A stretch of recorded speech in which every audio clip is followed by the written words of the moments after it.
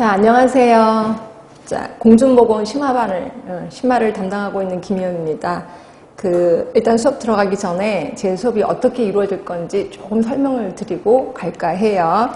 자, 일단 심화기 때문에 기본은 다 끝났다라고 생각하시면 돼요. 그러니까 일단 공중보건 기본은 다 끝나고 그리고 뭐 완벽하기는 아니지만 그래도 어느 정도 공중보건이 뭐라는 걸 알고 들어오셔야 그 다음에 수업하기가 좀 편할 겁니다. 그래서 저는 어떻게 우리 책이 구성이 되어 있냐면 이제 공중보건 쪽 있고요. 그리고 뒤에 이제 문제가 있을 거예요. 문제는 조금 많이 했을 겁니다. 그래서 우리 책을 보시면 알겠지만 한 400문제 정도 문제가 수록이 되어 있고요. 그 다음에 뒤쪽 부분에 가면 이제 보건행정이 들어가 있습니다. 왜냐면 연구사 쪽에서 보면 보건행정 문제가 제법 나오거든요. 그래서 이제 여기에 있는 내용만으로도 커버가 될 수 있게끔 보건행정을 조금 더 브로드하게 더 심어놨습니다. 그리고 보건행정에 대한 문제도 한 200문제, 한 정확히 230문제 정도를 수록했습니다. 그래서 우리 책만으로도 충분히 풀 수 있게끔. 근데 이걸로 끝나는 게 아니라 제가 매주 쪽지 시험도 갖고 올 겁니다. 그래서 쪽지 시험 한 20문제, 많게는 30문제까지도 가져와서 이론은 이제 조금 더 심화로 좀 들어가고 문제는 브로드하게 기본적인 것도 하고 어려운 것도 하고 더 어려운 것도 하고 그래서 완벽하게 이제 훈련을 시킬까 합니다. 네, 그렇게 하시고요. 자, 제가 이제 하루 3강을 할 겁니다. 3강을 하는데, 자, 1강, 2강, 3강을 할 건데, 첫 번째 강의에서는 이론을 할 겁니다. 근데 이론은 아까 제가 얘기했죠. 기본적인 거는 알고 와야 된다라고 표현했기 때문에, 우리 책에, 자, 책을 잠깐 보시면, 앞에 쪽에 1쪽을 좀 보실래요? 1쪽을 보시면 건강 개념의 변천 그려놓고 나서 그 다음에 갑자기 뜬금없이 띵띵 그리고 아무 말이 없습니다. 그러니까 가로놓기라고 보시면 돼. 그러니까 저는 이론의 부분에 있어서 기본적인 거는 가로놓기를 했어요. 가로놓기 했다는 건 결국 뭐야? 이거는 여러분들이 쓰시라는 거죠. 결국 수업 시간에 정신 놓고 있으면 된다 안 된다? 절대로 안 된다. 부지런히 펜을 놀려야 된다라고 보시면 되고요. 그리고 여기 이제 심화, 조금 어려운 내용, 그러니까 뭐 여러 가지 내용, 특히 우리 공중보건과 관련된 여러 가지 내용을 좀 씌워놨다라고 보시면 되고요. 요걸 이제 1강에 할 겁니다. 자, 2강부터는 이제 문제를 풀 거예요. 그러니까 결국 문제를 풀면서도 요 이론에서 접하지 않은 또 이론들이 있을 거예요. 그래서 문제를 통해서 새로운 이론을 접목한다라고 보시면 돼요.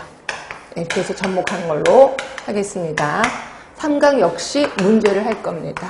그래서 2강, 3강을 문제를 좀 풀 거고요. 이러다가 이론이 너무 진도가 안 나가 그럼 때로는 1강, 2강을 이론으로 하기도 하겠습니다. 네, 이런 식으로 해서 적당하게 활용을 하도록 할 거고요. 자, 그 다음에 특히 뒤에 있는 보건행정 같은 경우는 조금 어려워서 그거는 제가 아주 기본적인 것부터 서서히 하도록 하겠습니다. 자, 그러면 그동안에 우리 기출문제를 한번 이제 분석을 해봤는데 공중보건 쪽을 좀 해봤습니다. 나중에 보건행정은 그때 또 다시 얘기를 해드릴게요. 자, 공중보건 쪽에서는 크게 9부류를 좀 제가 나눠봤고요. 개념하면은 당연히 시험 문제 좀 많이 나오겠죠. 그래서 개념하면은 여기에 이제 역사적인 부분도 좀 들어가고요. 그 다음에 그 유명한 건강의 개념 중에서 나오는 헬스 플랜 2020. 예, 엄청 시험 문제 많이 나왔었습니다. 결국 개념에서는 1차 보건 의료하고 그 다음에 건강 증진의 개념은 확실히 정리해놓고 가야 되겠다라는 좀 생각을 하시면 될 것 같고요. 역사 부분도 그렇게 뭐 희한한 역사가 나오진 않더라고요. 기본적인 걸 좀 긁어주는 그런 역사 부분이 나와서 역사는 그냥 공중보건처럼 달달 외워야 되겠다라는 생각을 좀 하시면 될 것 같고, 자, 우리는 역학 과목이 따로 있죠. 그런데도 불구하고 공중보건의 역학 통계는 굉장히 많은 부분을 차지하고 있습니다. 이건 어쩔 수 없어요. 항상 공중보건에서 역학은 굉장히 많은 부분을 차지해서 5문제 이상은 나온다라고 보시면 되고, 특히 통계 부분에서도 뭐 출산율, 뭐 사망률 이런 거 통계, 그래서 이제 우리 연구사들은 당연히 외울 수밖에 없다라고 생각하시면 돼요. 달달달달 외우셔야 됩니다. 게다가 병원 통계도 나와요. 병원 통계. 보통 우리 공중보건에서 기본적인 공중보건에서는 병원 통계가 잘 안 나오거든요. 근데 여기서는 병원 통계에 대해서 언급을 하고 있더라고요. 그러니까 이것도 공부를 해야 되겠구나 라고 보시면 되고요. 자, 자, 모자보건하고 인구 중에서는 대부분 인구 쪽에 뭐 정태통계, 동태통계. 그래서 우리가 알고 있는 인구, 성장률 이런 것들도 좀 나오고 모자보건에서는 그렇게 심오한 내용은 안 나오고요. 우리가 알고 있는 기본적인 것만 좀 쭉 나오더라고요. 그래서 이제 뭐 정의 부분이라든지 그러니까 뭐 초산, 뭐 신생아 이렇게 해서 정의 부분이 좀 나오고 당연히 여기서도 통계치가 좀 나올 겁니다. 이렇게 해서 나오고 자, 학교보건 같은 경우에는 학교보건에서 하는 여러 가지 그 건강검진, 아시죠? 예, 건강검진에 대해서 좀 나오고요. 그 다음에 우리가 알고 있는, 정화구역, 그러니까 위생 정화구역, 예, 그 구역이 좀 나올 겁니다. 구역 부분이 좀 나오고, 보건교육에서는 당연히 연구사답게 이론 모형이 엄청 많이 나옵니다. 자, 이론 모형에서 대표적인 게 HBM, 그 다음 우리가 알고 있는 행이론적 변화 단계 이론, TTM 이론, 뭐 프레시드 프로시드 이론 엄청 많이 나옵니다. 그러니까 이거는 보건교육에서는 특히 이 이론에 대해서 포커스를 둬야 되겠구나. 근데 이 이론이 간단하게 나오는 게 아니라 아주 깊게까지 나옵니다. 그래서 이거를 제가 좀 자세히 설명을 드릴까 합니다. 그 다음에 산업보건 같은 경우에는 당연히 나올 수밖에 없었던 직업병에 대해서 나옵니다. 자, 직업병은 이게 무슨 직업병이냐 이렇게 물어보는 게 아니라 직업병의 뭐 관리, 뭐 원인, 뭐 관리 방법 뭐 이런 거에 대해서 아주 자세히 나와서 그것도 한두 개가 나오는 게 아니라 여러 개가 좀 나옵니다. 그래서 이제 산업보건도 무시할 건 안 된다라고 보시면 되고 자, 가장 많이 나왔던 게 이제 역학인데 비해서 두 번째로 가장 많이 나온 게 이제 환경. 그럴 수밖에 없죠. 그렇죠? 환경에 대해서 신경 쓸 수밖에 없죠. 그래서 우리 환경 하면은 크게 둘로 나는 건 아시죠? 하나가 이제 물, 또 하나가 공기. 그래서 두 개 다 나옵니다. 물도 상수, 하수. 그래서 상수, 하수, 뭐 그 과정 이런 거 다 시험 문제 나오고요. 좀 디테일하게 나옵니다. 그리고 공기도 대기 쪽. 뭐 실내 공기도 있고 그 다음에 대기오염. 그래서 시험 문제가 좀 만만치 않게 나옵니다. 역학과 환경은 거의 두 개가 비등비등하게 많이 나온다 라고 보시면 될 것 같고 그 다음에 이제 식품위생과 영양은 특히 식품위생 쪽에서는 식중독 얘기가 나올 수밖에 없어요. 그 식중독 얘기가 좀 많이 나오고요. 영양하면 기본적으로 뭐 단백질의 영양, 뭐 비타민 A, B, C의 영양. 그래서 이거는 단순하게 외울 것만 외우면 된다. 특히 우리 공중보건에서 맨날 연습했던 것처럼 그렇게만 하면 되겠구나 하시면 되고요. 기생충은 그렇게 많이 나오진 않더라고요. 그래서 가끔가다 한 문제 정도 나오고 좀 뜸하고 그다음에 또 한 문제 정도. 그런 식으로 나오고 있으니까 그렇다고 해서 아예 포기하시면 안 돼. 그래도 좀 접근하긴 해야 된다. 그런데 우리가 알고 있는 공중보건 수준의 기생충 쪽이라고 생각하시면 돼. 그래서 그보다 좀 더 깊게 들어가지는 않고 가볍게 이제 공중보건처럼 하면 되겠구나라고 보시면 되고요. 그다음에 이제 정신, 성인, 노인, 특히 정신 같은 건 여태까지 한 번도 나온 적이 없었습니다. 그지? 그 연구사에서는 성인은 이제 성인병 얘기하면서 이제 성인 쪽이 좀 나올 거고요. 노인 하면은 노인 장기 요양보험, 노인 장기 요양보험법 때문에 좀 나오고, 그 다음에 노인, 뭐, 노화의 특성, 뭐 이런 식으로 해서 상식선에서 접근에 들어가는 게 좀 있더라고요. 네, 이런 식으로 해서 대부분 나왔고, 결국 우리가 신경 쓸 거는 역학하고 환경이 있구나. 이렇게 보시면 돼요. 나머지는 뭐 산업보건 뭐 나올 수밖에 없는 거. 그래서 제가 천천히 기본적인 것도 긁어드리고 여기서 더 심화도 들어가도록 하겠습니다. 자, 이런 식으로 해서 우리 잔소리 좀 끝을 냈고 그 다음에 또 하나만 더 얘기해 드릴게. 우리 좀 이따가 배우긴 할 건데 에빙하우스라는 사람이 그 망각의 곡선을 한번 제시한 적이 있었거든요. 이분이 뭐라 했냐면 내가 뭐를 하나 외웠어요. 그래서 이만한 양을 암기를 했단 말이야. 암기를 하면 이게 언제 까먹기 시작하냐면 10분부터 까먹기 시작한대요. 10분부터 암기한 부분이 점점 잊혀지는 거, 망각이 된다는 거죠. 그리고 이게 1시간 뒤에는 50%가 망각이 된대. 되게 무서운 일이죠. 그렇죠? 그리고 하루가 지나면 70%가 망각이 된다. 결국 가장 많이 망각이 되는 게 뭐냐면 1시간. 그래서 제가 있잖아. 항상 수업하고 나서 그 다음에 화장실 가서 또는 뭐 어디 뭐 잠시 뭐 먹으면서 커피를 먹으면서 1시간 동안 뭘 배웠는지를 좀 생각을 하는 거죠. 그러면 요게 조금 더 올라가요. 그죠? 그래서 1시간 뒤에 꼭 50% 망각시키지 않도록 노력하고 그 다음에 중요한 게 하루. 그래서 제가 맨날 공부하는 방법 잔소리처럼 얘기했을 거예요. 자, 제가 일주일에 한 번씩 강의를 합니다. 결국 여러분들한테는 다음 주에 만날 동안 7일의 여유가 있다는 거죠. 근데 7일은 그렇고 한 6일로 잡읍시다. 6일. 그래서 오늘 제가 가르쳐드린 내용을 나누기 6으로 나눠보세요. 그럼 하루에 해야 될 그 분량이 있을 겁니다. 하루에 될 분량이 예를 들어서 한 3쪽이다, 뭐 4쪽이다라고 합시다. 그럼 3쪽, 4쪽에 해당되는 걸 오늘 배우시면 돼. 오늘 외우면 되는 거죠. 그래서 오늘 외웠어요. 이제 하루 외웠습니다. 그 다음 날은 5쪽부터 하는 게 아니라 다시 1쪽부터 다시 공부하는 거야. 8쪽까지. 그리고 3일째는 또 다시 1쪽부터 서서 다시 시작하는 거죠. 이렇게 해서 제일 처음을 반복하다 보면 마지막 날에는 이 앞에는 보지 않고도 그냥 줄줄줄 머릿속에서 떠오릅니다. 그래서 이게 하면은 시간이 되게 오래 걸릴 것 같지만 나중에 가면 이 앞에는 그냥 툭 건드려도 답이 나올 수 있게끔. 예, 이렇게 되더라고요. 그러니까 이런 식으로 항상 복습을 생활하면 된다라고 보시면 될 것 같아요. 자, 여기서 잔소리 조금 했고요. 이제 본격적으로 수업 들어가겠습니다. 자, 책은 맨 처음에 보시면 이제 이론부터 먼저 들어갑니다. 자, 이론 들어가시면 자, 맨 처음에 건강의 개념이 나올 거예요. 자, 건강의 개념 하면은 이제 우리가 알고 있는 거 뭐가 있어요? WHO. WHO 건강의 개념 이미 다 배우셨을 거고 WHO는 무슨 개념이라 그랬더라? 그쵸? 생활 개념이죠. 생활 개념. 왜 생활 개념이냐면 신체적, 심리적, 그다음에 사회적. 심리적은 정신적인 거지. 신체적, 정신적, 사회적인 안녕. 이거 생활 개념이라고 했고요.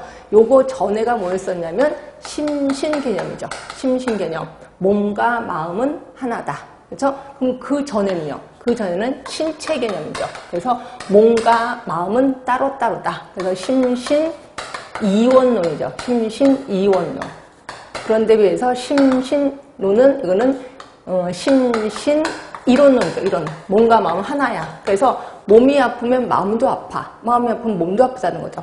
요 심신 이론론은 몸은 따로, 마음은 따로. 그래서 몸이 아픈 건 우리가 고쳐줄게. 근데 마음이 아픈 건 하느님이 알아서 할 거야. 라는 겁니다. 그래서 이렇게 번천이 왔고 지금은 한때 WHO에서는 영적인 개념을 하나 더 추가를 한 적이 있었다.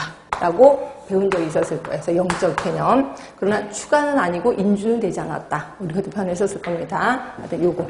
자, 보겠습니다. 맨 처음에 신체 개념. 자, 신체 개념은 그 옆에다 뭘 쓰셔야 돼? 그렇지. 심신이원론. 그리고 이거는 19세기 이전입니다. 그 다음에 심신 개념은 몸과 마음은 하나다. 심신 이론론을 써주시면 되고, 요거는 19세기. 그 다음에 이제 생활 개념. 생활 개념은 결국 뭐예요? 신체적, 정신적, 사회적인 안녕을 얘기하는 거고요. 요게 웰빙이에요. 요게. 그러니까 결국 생활 개념은 웰빙. 우리나라는 웰빙이라는 용어로 왔다라고 보시면 될 것 같고, 그런데 영적인 개념이 인준이 안 됐다 그랬잖아요. 그 대신 들어간 게 뭐냐면 그 다음 겁니다. 자, 이건 우리 처음 들어가는 걸 겁니다. 생활수단 개념이 건강이야. 아, 생활 개념이 아니라 생활수단이야. 그럼 생활수단은 뭔데?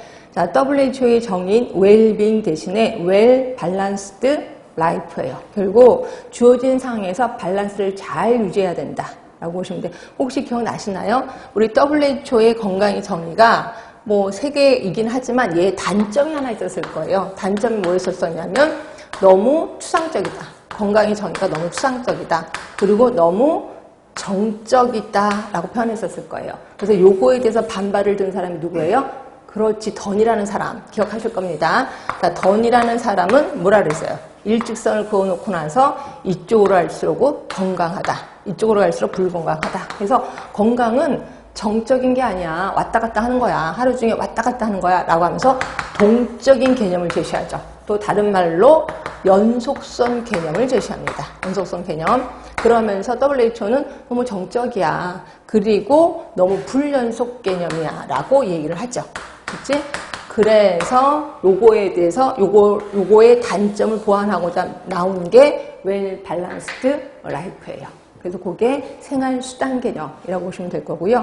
그래서 보시면 옆에 써있죠. 동그라미 1번 옆에 동적인 상태를 건강이라고 본다. 라고 본 거예요. 자, 동그라미 2번입니다. 평형적인 건강으로 개개인마다 가지고 있는 건강 잠재력과 건강 위의 요소들 간의 평형을 이루어진 상태. 아, 건강 위의 요소를 없애는 게 아니야. 그럼 뭐야? 건강 위의 요소는 언제든지 있어. 거기에 내가 내 잠재력을 발휘해서 균형을 맞추는 거죠. 그러면 건강하다라고 보는 거죠. 자, 동그라미 3번. 건강 잠재력. 그게 뭐냐면 신체, 정신, 사회적인 활력소예요. 이런 잠재력이 건강 위의 요소의 도전에 잘 버텨나가. 그러면 이거는 건강 상태. 결국 균형을 받은 상태. When balanced life. 이렇게 넣어주시면 돼. 이거는 제가 한 번도 알려드린 게 아니기 때문에 얼른 머릿속에 기억하시면 되고요. 자, 동그라미 4번 마저 읽을게요. 건강은 일상생활을 위한 신체적, 정신적 능력은 물론 개인적이고 사회적인 활력소의 긍정적인 면을 가리키는 개념이다. 이걸 건강이라고 한다. 그러니까 결국 우리 하나 더 외우시면 돼. well-being 대신에 well-balanced life. 여태까지 한 번도 나온 적은 없습니다. 자, 그러면서 이제 두 번째 개념인 QOL, 삶의 질에 대해서 배울게요.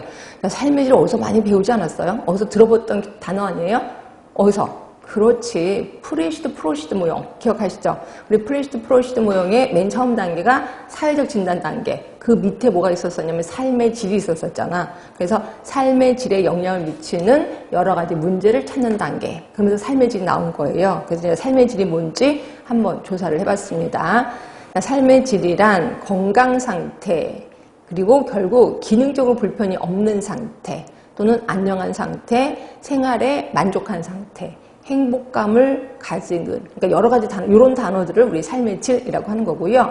그럼 이러한 삶의 질을 측정하는 도구들이 있을 거 아니에요. 그 도구들이 1번부터 5번까지입니다. 하나가 이제 신체적 활동, 기능도. 이게 이제 우리가 알고 있는 객관도겠죠. 그래서 병원에 가서 검사를 해보는 거죠. 그래서 검사했더니 뭐 콜레스테롤이 뭐 정상이야. 그 다음에 뭐 비만치가 뭐 그 정상 몸무게를 갖고 있어. 이런 것들이 신체적인 활동 기능도 약간 객관적인 거라고 보시면 되고요. 두 번째는 주관적인 거예요. 내가 느끼기에 나는 건강해 라고 느끼는 거지. 그 다음에 세 번째는 정신적인 건강 상태. 아, 이건 좀 외우기 쉽겠다. 자, 삶의 질 측정도구. 하나가 신체적, 객관적인 겁니다. 그다음에 주관적인 건강, 또 하나가 정신적인 건강. 세 개입니다. 자, 그뿐이 아니야. 자, 네 번째는 대인관계. 그리고 상호작용 및 지지도를 얘기하는 거죠. 아, 대인관계. 그리고 만족감, 의욕감. 그래서 이 5개가 그 삶의 질의 측정 도구다. 혹시 알아요? 이런 거 시험 문제 나올지. 그쵸? 외우셔야 돼. 그렇다고 달달 외우지 마시고, 사지선당에 나오면 답은 쓸 수 있게끔은 좀 준비해 주시는 게 좋겠습니다. 그래서 이제 삶의 질에 대해서 배우셨고, 그 다음에 세 번째는 뭐냐면, 건강과 질병의 우리 연속성 개념 기억하시죠? 이 연속성 개념에서 결정 요인들이 있습니다. 결정 요인. 그러니까 내가 이게 잘 되면 건강 쪽으로 가는 거야. 근데 이게 별로 안 좋으면 질병 쪽으로 간다라고 보시면 돼. 그래서 이 결정 요인이 있는데 되게 많아요. 1번부터 뒤로 가시면 7개까지, 7번, 7번의 정치 요인까지 있습니다. 이런 것들이 좀 자주 시험지에 나와야 되는데 안 나오는지, 왜 안 나오는지 모르겠습니다. 일단 하나하나 볼게요. 하나가 유전적인 요인이에요. 타고나는 거지 뭐. 우리 집안이 암 집안이야. 그럼 나도 암에 걸릴 확률이 있고, 우리 집안이 고혈압 집안이야. 그럼 나도 고혈압에 걸릴 확률이 있겠죠. 그럼 약간 질병 쪽으로 가겠구나. 이렇게 생각하시면 되고요. 자, 유전적 요인입니다. 자, 유전 요인 자체를 결정 요인으로 인정하진 않아요. 그러나 감수성 요인의 하나로 여겨지고 있다는 거죠. 그치? 내가 우리 집안이 고혈압 집안이라고 해서 내가 반드시 고혈압에 걸리는 건 아니야. 그럼 뭐예요? 고혈압에 걸릴 확률이 높다는 거죠. 이걸 우리는 감수성이라고 얘기하는 거지. 하여튼 유전적 요인이 있고요. 그 다음에 성 관련 요인. 이때 성은 남성, 여성 이런 것들을 얘기하는 겁니다.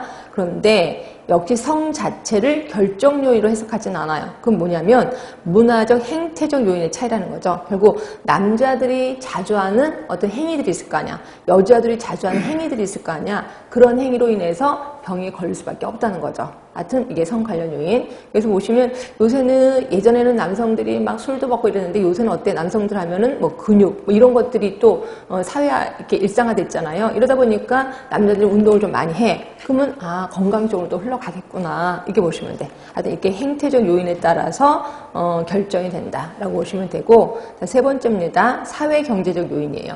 자 사회 경제적 요인은 직업에 따른 거죠. 직업에 따른. 그래서 블랙 리포트라고 해서 좀 이따 나중에 또 배우시긴 할 건데 블랙 리포트가 형평성에 대한 다시 말해서 불평등에 대한 리포트의 첫 번째 리포트라고 생각하시면 돼.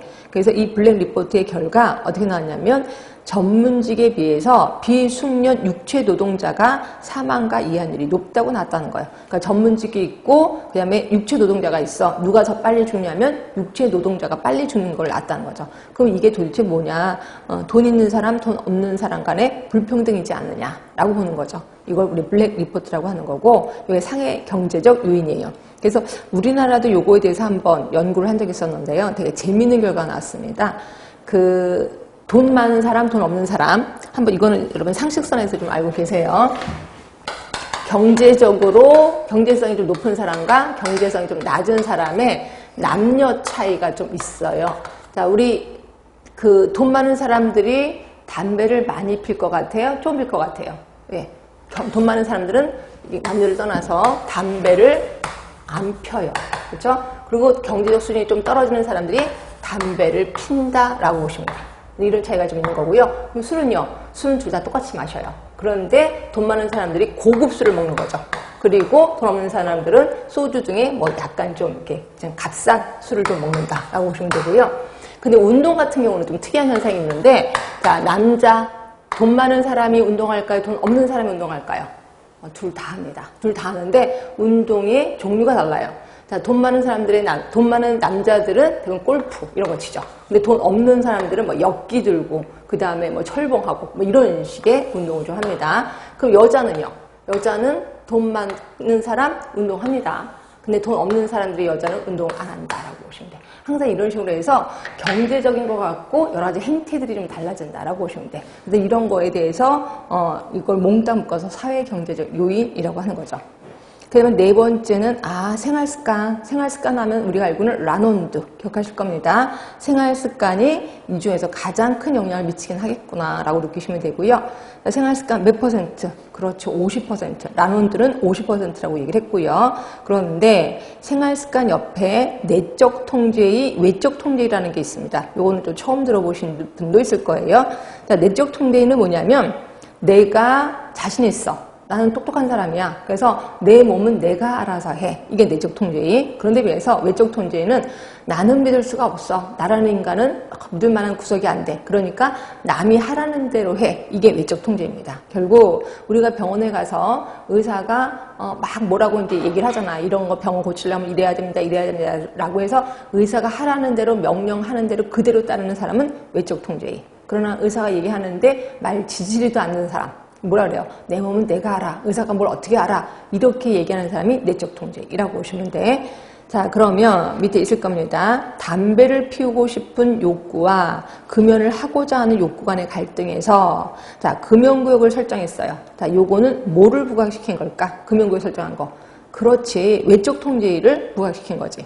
자, 그런데 금연껌으로 흡연의 유혹을 물리쳐. 그러니까 내가 스스로 그 유혹을 물리치려고 금연껌을 씹어. 이거는 내적 통제이다라고 보시면 돼. 그래서 항상 뭐든지 이렇게 건강을 위한 사업을 측정할 때는 이렇게 두 가지를 다 접근합니다. 내적 통제 쪽으로 또는 외적 통제 쪽으로 접근을 한다라고 보시면 돼요. 자, 이렇게 해서 생활습관이 50%. 이건 라논드가 얘기한 거 이미 아실 겁니다. 그다음 환경 몇 %? 그렇지, 20%. 그리고 유전, 똑같이 20%. 그다음에 또 하나가 보건의료 서비스 10%라고 누가 얘기했어? 라논드가 얘기를 한 거죠. 자, 환경 볼게요. 물리적인 환경뿐만 아니라 그가 소속된 가정 환경, 학교 환경, 산업체 환경, 지역사회 환경도 다 포함이 되는구나. 유전 그렇고 보건의료 서비스 잠깐 볼게요. 우리는 보건의료 시설만 신경 썼었잖아요. 근데 서비스의 분배, 다시 말해서 보건의료 전달 체계도 속하는구나. 결국 보건의료 서비스는 시설뿐이 아니라 보건의료 전달 체계도 포함이 되는구나. 이렇게 해서 아시면 돼. 하여튼 이렇게 생활습관 요게 있고요. 그럼 이제 다섯 번째가 이제 환경 요인 들어갑니다. 자, 환경 요인에서는 생물학적 환경, 거기 뭐 세균, 바이러스 들어가겠지. 물리학적 환경에는 뭐 추위, 공기, 물, 소음 이런 것들을 얘기하는 거고요. 사회적인 환경에는 사회보장제도가 여기 들어가네. 그죠? 그리고 주민들의 태도, 사회 간섭 또는 대중매체 등이 여기 포함이 되네. 이게 사회적 환경입니다. 여러분들은 이런 것들은 구분할 줄 알아야 돼. 자, 그 다음에 여섯 번째 보시면 사회 문화적 요인.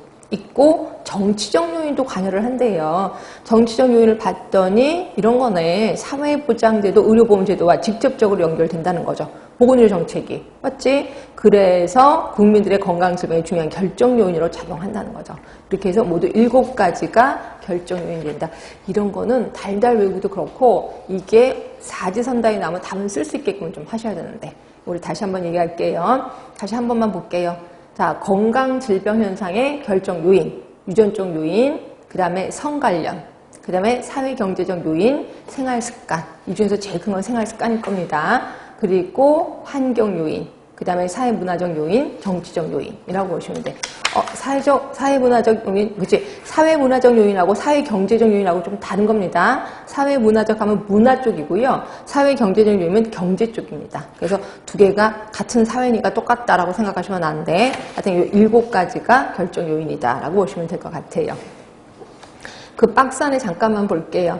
감염성 질환의 전파와 진행에 영향을 미치는 숙주의 특성. 그래서 우리 감염성 질환, 특히 세균, 바이러스가 내 몸에 들어왔을 때 내가 그대로 당하고 있지는 않겠죠. 내 몸이 어떻게 해서든지 얘를 죽이려고 하거나 아니면 내보내려고 노력을 할 겁니다. 그 숙주의 특성을 좀 한번 봤습니다.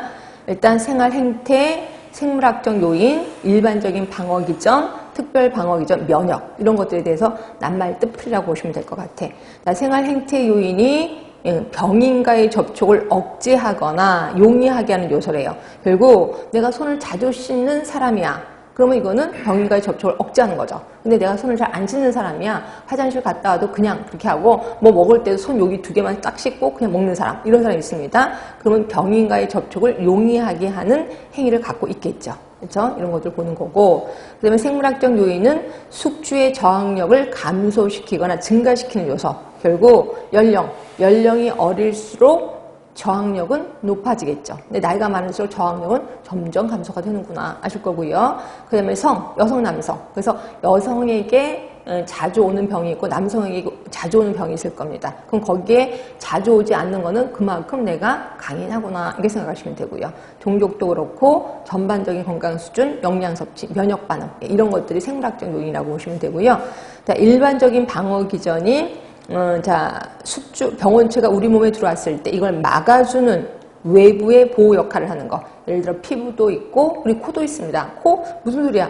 코 안에 코털이 있잖아요. 그래서 먼지가 들어오는 걸 코털이 막아주잖아. 그래서 어떤 사람들은 코털을 자꾸만 자르는 사람이 있는데 그러면 안 좋아요. 왜냐면 균이 들어간 거, 먼지 들어간 걸 그냥 들어가게 하잖아요. 그래서 코털이 있는 게 좋습니다. 그다음에 소화기관.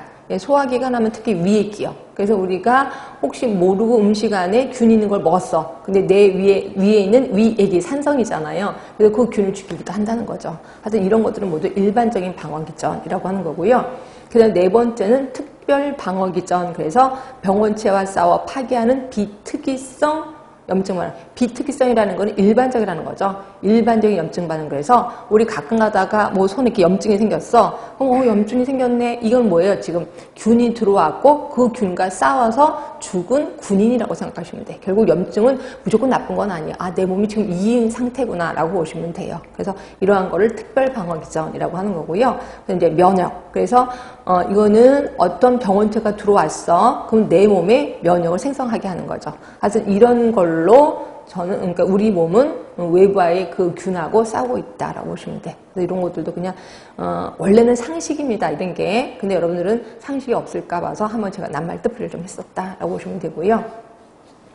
그 다음에 이제 건강 모형에 대해서 들어갈 건데 우리 건강 모형 하면은 공중보건에서 배웠던 거 기억하실 겁니다. 자, 한번 복습 좀 하고 갈게요. 하나가 맨 처음이 생의학적 모델. 그다음 또 하나가 생태학적 모델. 기억하실 겁니다. 그 다음에 세 번째가 사회 생태학적 모델 있었습니다.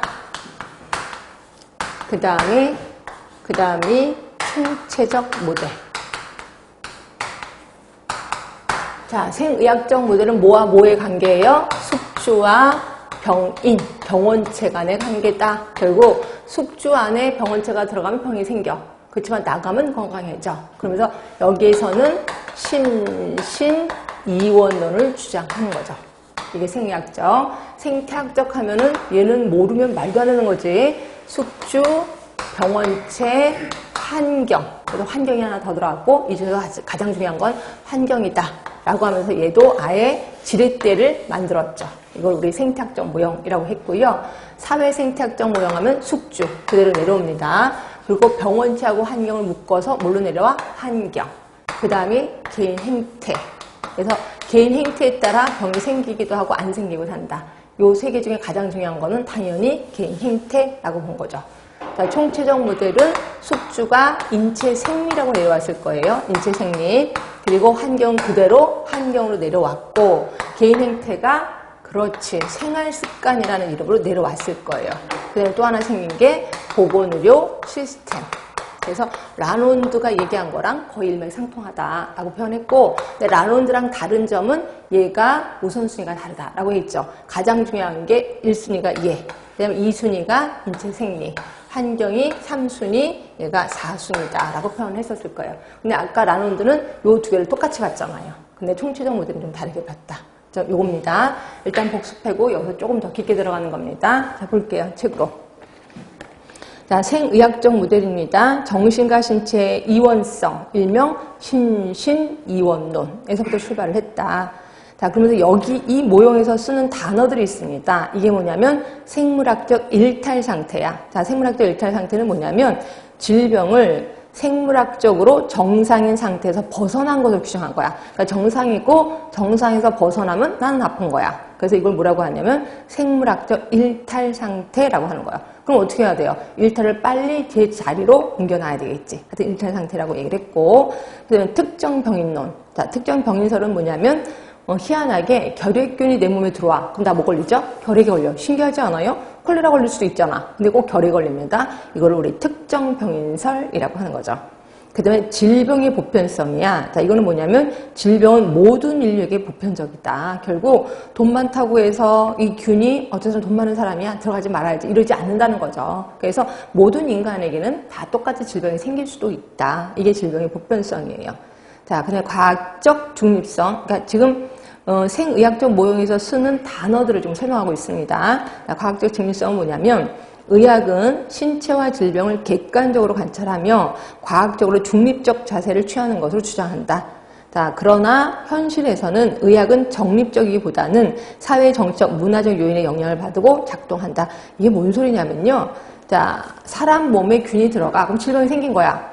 이게 과학적으로 볼 때는 당연한 거지. 균이 들어왔으면 아픈 거야. 균이 도망갔으면 건강한 거야. 이렇게 보는데 현실은 그렇지 않다는 거죠. 그럼 현실은 어떻게 돼? 아까 말대로 건강에 영향을 미치는 요소가 7개가 있잖아. 그래서 성도 관련이 되고 문화적인 것도 관련이 되고 경제적인 것도 관련이 되고 이런 것들이 다 있다는 거죠. 그러나 생학적 모형에서는 아니야. 그냥 균이 들어가면 생기는 거고 질병이 생긴 거고 균이 빠져나오면 건강한 거야. 라고 과학적으로 중립적으로 본다는 거죠. 자, 그 다음에 6번째입니다. 전문가 중심의 의료체계야. 생의학적 모델은 뭐라 그랬었어요? 의사는 기술자다. 그쵸? 그리고 우리 몸은 그냥 기계가 고장난 거다. 그게 아픈 거라 그랬잖아. 그러다 보니까 전문가 중심의 의료체계가 형성이 되는 거고요. 자, 이러다 보니까 과도한 개입주의야. 과도한 개입주의는 뭐냐면 특정 부위에 문제가 발생했다고 생각했을 경우 그 부위를 수술하거나 해당 병균을 죽이는 식. 결국 내 몸에 균이 들어갔어.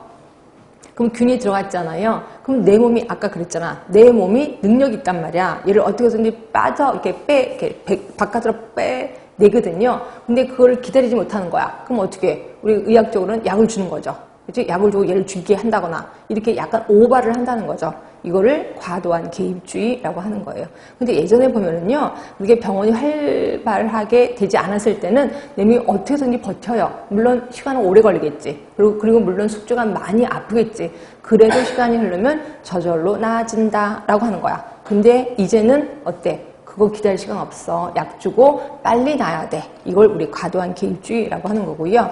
자, 그 다음에 자녀적 건강 개념은 뭐냐면 질병에 대해서는 알 수 있지만 건강은 자녀 범주로만 규정한다는 거죠. 뭔 소리냐면, 자, 이 사람이 아파요. 그렇지? 아프고, 그러니까 아픈, 예를 들어서 이런 거야. 우리 던 하면 요거죠. 연속 개념. 건강, 불건강.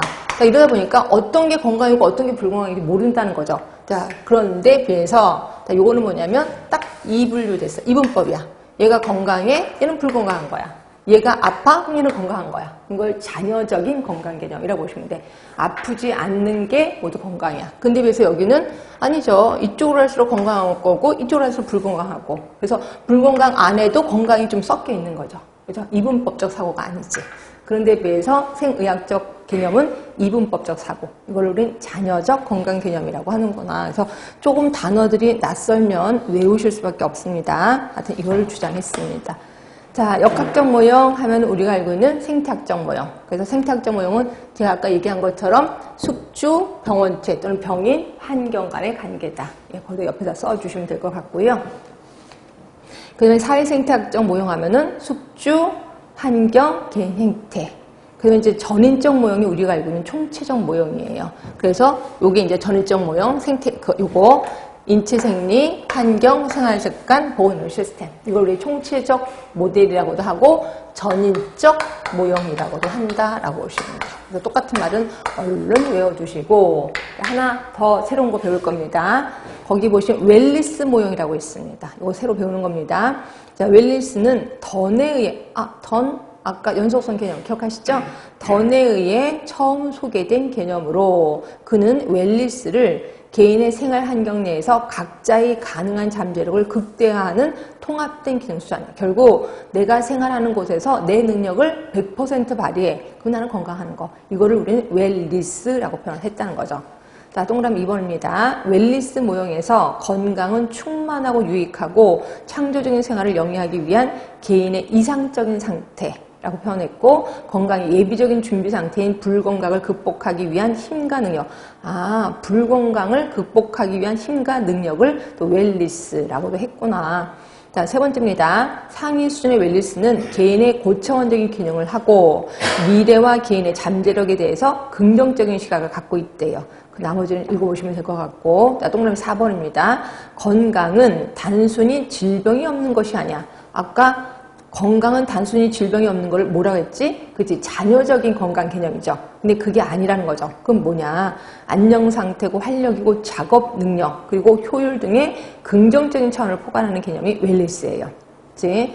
자, 5번 마지막으로 읽을게요. 이 모형에서는 전통적 의료 외에 개인의 건강에 대한 신념 또는 가치에 근거해서 대체 요법이 추구되기도 한다. 결국 아까 말한 과도한 개입주의가 아니야. 그러니까 병원에 가서 꼭 의사한테 대기 안 하고 내가 스스로 대체요법을 사용하는 거죠. 내 몸에 암이 들어왔어? 그럼 암을 바깥으로 내보내기 위해서 내 나름대로 대체요법을 사용해서 암을 진짜로 내보내기도 한다는 거죠. 이런 거를 우리 웰리스 모형이라고 해서 요새는 웰리스 모형이 조금 유행되고 있다라고 보시면 됩니다. 그래서 이제 웰리스 모형도 얘기를 했고요.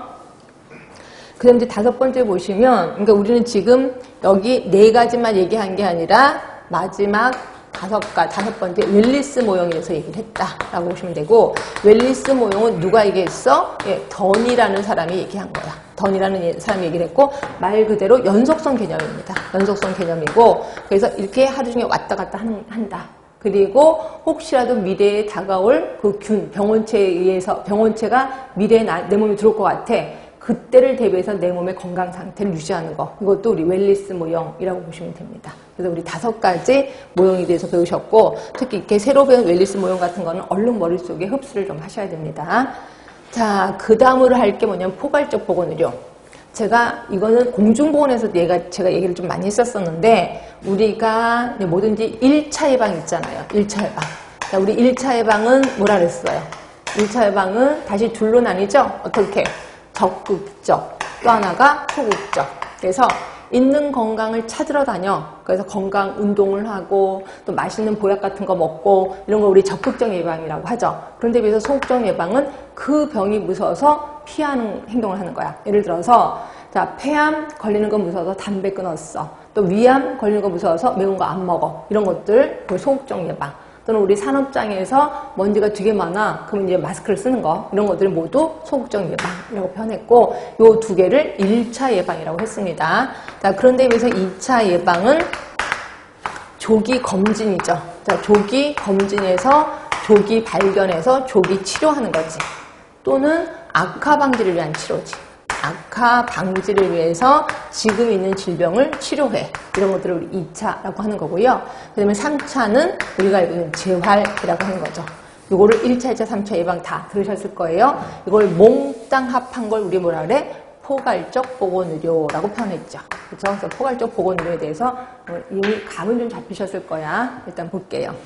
자, 포괄적 보건의료는 1번 건강한 삶을 유지하기 위해서 이거 보세요. 건강증진, 질병예방. 이게 건강증진하면 적극적, 질병예방 소극적, 그 다음에 치료, 재활 등의 1차, 2차, 3차 예방 서비스를 모두 포함하는 보건의료로 같은 말 나오네. 총괄적 보건의료라고 한다. 똑같은 말은 다 외워두셔야 돼. 자, 1970년대 중반 이후부터 보건의료라는 개념이 대두되었는데 보건의료란 보건과 의료를 더한 것이 아니라 질병의 자연사 스펙트럼 전체에 걸쳐서 하는 활동을 일컫는 것.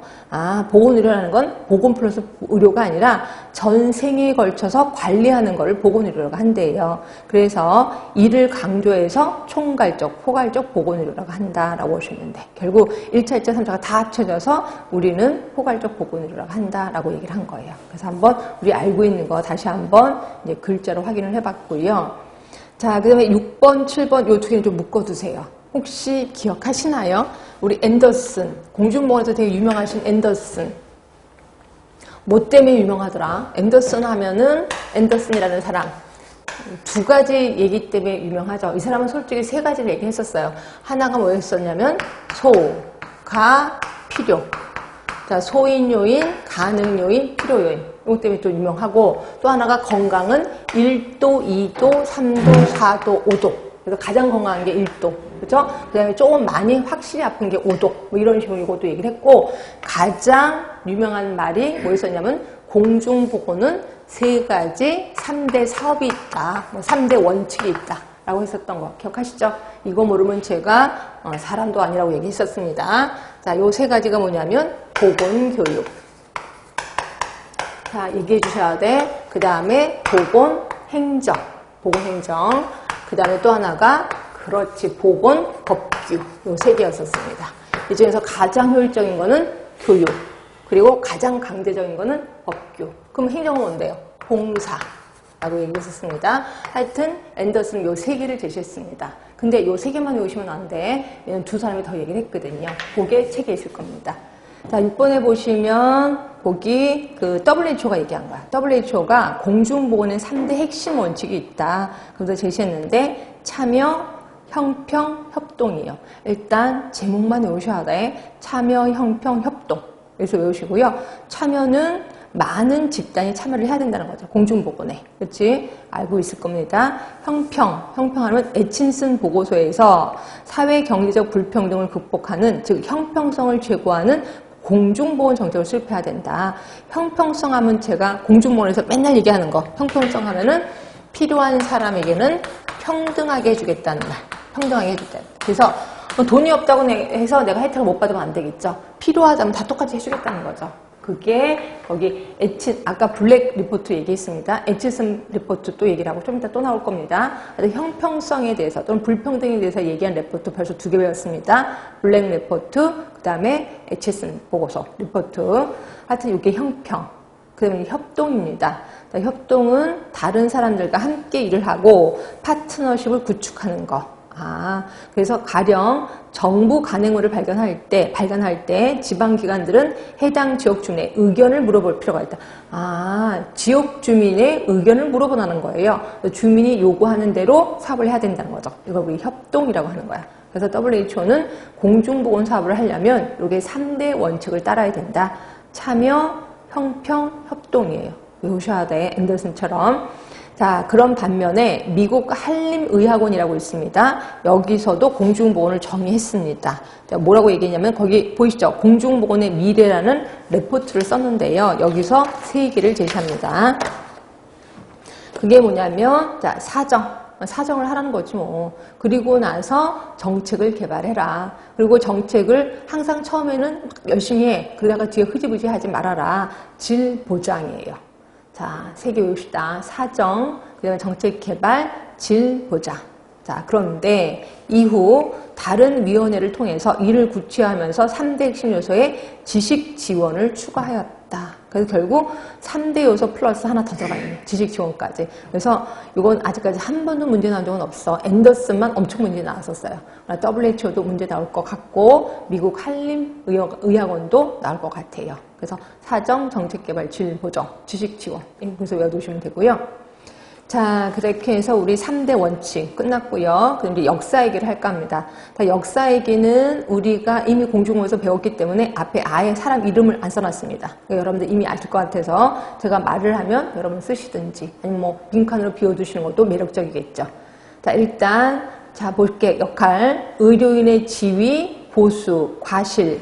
아, 과실 나오네. 의료인이 실수를 했어. 수술했는데 실수했어. 그럼 어떻게 할지? 손을 잘라라 했던 거 아시죠? 눈에는 눈, 이에는 이. 뭐 있었어요? 함무라비 법전. 아, 이건 사람 이름은 아니야. 함무라비 법전에서 이런 거를 얘기하고 있다.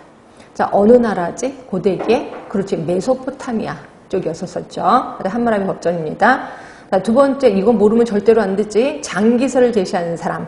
그리고 공기, 물, 토지에 대해서 얘기를 했고, 양생법에 대해서 책을 쓴 사람. 이분이 아니에요. 이분은 또 무슨 책도 썼어? 에피데믹 1, 에피데믹 2라는 책도 썼죠. 누구세요? 히포크라테스. 모르면 절대로 안 되죠. 자, 근데 양생법 요거 그때 얘기했었는데, 자, 히포크라테스 또는 갈렌이 제시한 양생법은 누구를 위한 거다? 그치, 귀족을 위한 거다. 그래서 뭐라고 했냐면 히포크라테스는 아파? 그러면 내 몸에 더러운 공기가 들어간 거야. 그럼 더러운 공기를 내보내려면 어떻게 해야 돼? 물 좋고 산 좋은 곳으로 가라는 거죠. 그래서 거기에 해먹을 쳐놓고 거기서 귀족처럼 자고 먹어라. 귀족처럼 맛있는 거 먹고 귀족처럼 편히 쉬어라. 그러면 병이 낫는다라고 하는 거죠. 말도 안 되는 거죠. 결국 귀족을 위한 양생법이었죠. 그래서 요거를 반박한 사람이 누구야? 살레르노라는 사람. 살레르노는 또 양생법을 뭐라 했어요? 서민을 위한 양생법을 저술했다라고 보시면 돼. 그래서 히포크라테스의 양생법, 살레르노의 양생법도 같이 외워두셔야 돼. 자, 세 번째입니다. 히포크라테스의 장기설을 계승 발전시킨 사람, 또 위생학이라는 용어를 최초로 사용한 사람 누구세요? 갈렌 또는 갈레뉴스 아실 겁니다. 자, 그 다음에 프론티누스, 이 사람은 처음 보셨을 것 같아. 이분은 로마의 수도, 로마의 상수도 위생을 제시한 사람. 결국 최초로 보건행정 관련 문헌을 남긴 사람. 근데 우린 처음 봤을 겁니다. 어떤 프론티누스라는 사람이 있고 여기까지가 고대기죠. 결국 함무라비, 히포크라테스, 갈렌, 프론티누스까지가 고대기. 자, 그 다음에 그 밑에 전염과 감염병의 치료. 아, 이거 있었는데 보이지 않는 종의 존재. 눈에 보이지 않지만 뭔가 조그만 게 있다. 이제 조그만 어떤 뭔가가 있어서 이것 때문에 병이 생기는 거다라고 얘기하는 사람. 누구였죠? 예, 프라카스트로 있었습니다. 프라카스트로. 자, 그다음 두 번째, 이것인데 해부, 인체 구조, 인체 해부하면 칼로 뱉다 그래서 베잘리우스. 그죠? 자, 베잘리우스 하면 꼭 같이 기억하는 사람. 혈액 순환. 누구? 하비. 두 사람은 친구는 아니야. 근데 맨날 우리 해부하면 혈액 같이 짝을 져서 외우셔야 됐습니다. 그래서 베잘리우스 있고 더불어서 혈액순환 하비까지 외워두세요. 자, 그러면 노동자의 질병, 노동자 하면 이분밖에 없는데 산업보건의 시조 누구세요? 그치, 라마찌니. 자, 그 다음에 최초의 생명표를 작성한 사람, 생명표 하면 무조건 나오는 사람, 존 그런트 있었습니다. 자, 그 다음에 우리 배우진 않았던 사람, 하이전즈라고도 합니다. 하이전즈는 평균 수명 계산법을 개발했어요. 그러니까 결국 연령에 따라 계산하는 거야. 이 연령에는 평균 몇 살 더 살더라. 그래서 평균 수명을 계산한 사람. 결국 생명표를 작성했어. 아까 최초로 생명표를 작성한 사람이 존 그런트야. 그 다음에 생명표를 조금 더 자세히 작성한 사람이 하이전즈. 외워두시면 돼. 여기까지가 근세기 중에서도 중상주의. 자, 우리 중상주의 하면 우리가 알고 있는 르네상스를 얘기하는 거죠. 하여튼 여기까지가 중상주의입니다. 자, 그 다음에 완전한 의사경찰 체계하면 아시는데. 그래서 국민건강은 국가의 책임. 그래서 모든 의사는 경찰처럼 해야 돼. 라고 하는 거. 프랭크 있었습니다. 그리고 우두종두법 하면 무조건 제너. 아실 거고요. 자, 배우지 않았던 거 있습니다. 베르놀리. 자, 베르놀리는 두창의 예방 효과, 두창의 진단 판정에 통계적 방법을 적용하는. 두창의 예방 효과를 통계적 방법을 적용한 사람이야. 그래서 베르놀리 있습니다. 또 있고, 그다음에 라플레이스. 이 사람은 확률론을 제시했네요. 우리도 이거 처음 본 사람일 겁니다. 하여튼 라플레이스는 확률론. 그 다음에 피버 레포트. 열병 보고서. 이것도 어디서 봤는데? 열병 보고서. 자, 구민제도의 개혁을 주장했고, 묘지위생 등에 관한 새로운 방향을 제시했고, 공중보건운동 선구자. 누구세요? 체드윅. 열병 보고서 아실 겁니다. 자, 그리고 요 체드윅 때문에 뭐가 만들어졌더라? 세계 최초의 공중보건법. 몇 년? 1848년 있었습니다. 그 다음에 스미스는 건강 철학. 우리 그거 배우지는 않았을 거예요. 항해 검역법을 제정한 사람. 했습니다. 스미스. 여기까지가 근세기 중에서도 산업혁명, 계몽주의죠. 아까는 하이전트까지는 르네상스, 중상주의, 프랭크서부터 뒤로 가시면 세턱도 있네. 세턱까지가 계몽주의, 산업혁명을 얘기하는 거죠. 자, 그 다음에 있습니다. 세턱은 누군지 아실 거야. 매사추세츠주의 위생위원회 보고서를 작성한 사람. 그 다음에 콜레라의 역학조사한 사람 누구세요? 스노우 아실 거고, 실험위생학의 아버지 누구세요? 페텐코프. 자, 방부법을 개발한 사람. 자, 석탄산 살균법, 고온멸균법. 저온멸균이 아니네. 고온멸균이네. 누구냐면 리스터입니다. 그 다음에 탄저병, 닭콜레라 발견. 그 다음에 광견병. 누구세요? 네. 콜레라를 발견한 건 아니고 닭콜레라 백신이겠지. 백신을 발견한 사람 누구냐면 파스테르. 자, 그 밑에는 균을 발견한 사람 누구시냐면 코후. 그래서 파스텔하고 코우는 같이 짝을 져서 외워라. 누가 더 나이가 많아요? 파스텔가 훨씬 나이가 많습니다. 그래서 파스텔을 근대의학의 아버지 또는 현대의학의 아버지라고도 하고 있어요. 코우는 약간 그 밑이다라고 보시면 될 것 같고요. 그냥 베링. 우리 베링 잉걸하임이라고 아실 겁니다. 제약회사. 그 베링이 이제 파상풍 항독소, 디프테리아 균 항독소를 발견한 사람이라고 보시면 되고요. 그 다음에 벨라틴, 모자보건사업을 주장한 사람. 자, 여기까지가 근대기라고 보시면 돼. 자, 그 다음에 현대기는 공중보건학의 정의를 얘기하는 사람, 당연히 윈슬로우 있을 겁니다. 그 다음에 새로운 사람, 알렉산더 플레밍이라는 사람. 자, 이 사람은 페니실린 발견한 사람. 우리 페니실린이라는 약 때문에 죽어가는 많은 매독 환자를 살렸다 그랬잖아요. 그 페니실린을 발명한 사람이 알렉산더 플레밍이라는 사람이에요. 그래서 이것도 좀 알아두시고, 그래서 1945년에 노벨 생리의학상을 수상했다라고 보시면 됩니다. 그래서 알렉산더 플레밍. 자, 우리 기본적으로 이미 다 배웠던 거는 제가 일부러 가려놓기로 했습니다. 그러니까 이거는 가려놓기는 당연히 아시는 거고, 새로운 사람도 머릿속에 좀 기억하셔야 돼. 물론 새로운 사람들이 그렇게 시험 문제 자주 나오지는 않았습니다. 나올 확률이 있으니까 좀 신경 써주시면 되고요. 일단 여기까지 하고 좀만 쉬도록 하겠습니다.